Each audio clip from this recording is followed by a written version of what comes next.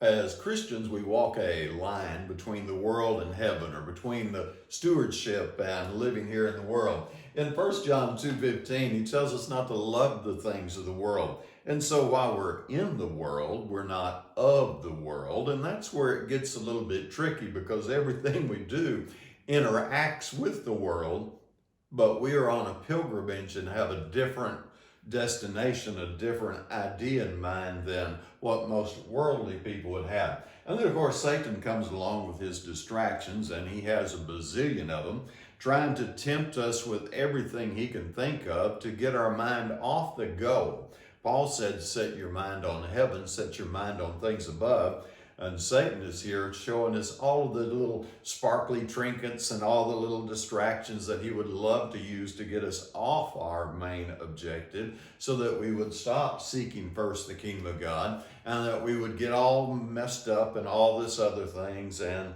ultimately he would win. And that, of course, is his goal. So what we need is to be aware of the distractions and get our heart right. And this is a really important part. And this gets a little tough sometimes, because as you think of Lot's wife, she was moving the right direction.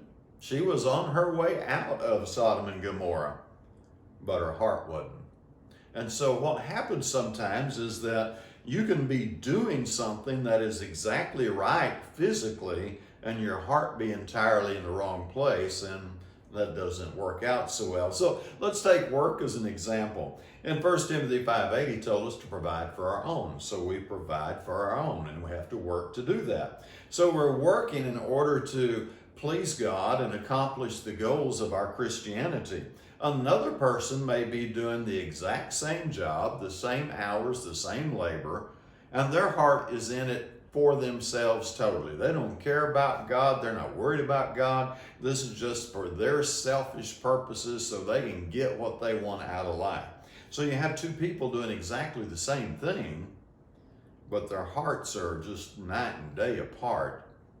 And of course, one pleases God and the other doesn't. So as we walk this fine line, keeping our heart right is really kind of the main key to it. And this is where we get into brutal self-honesty. You just have to be horribly honest with yourself. Now, let me point out, I said with yourself. I didn't say you be brutally honest with your mate or somebody else. If they want to have a conversation with you, that's fine, but you be brutally honest with you. Look in the mirror and have that tough talk with yourself, and make sure that while you're in the world, you're not of the world. Don't fall in love with it. It's all going to end. And it probably won't end before you do. I think you'll end up in the grave before the world ends. But one way or the other, it all ends. And if you're not right with God when you go to that next level, not going to be too good.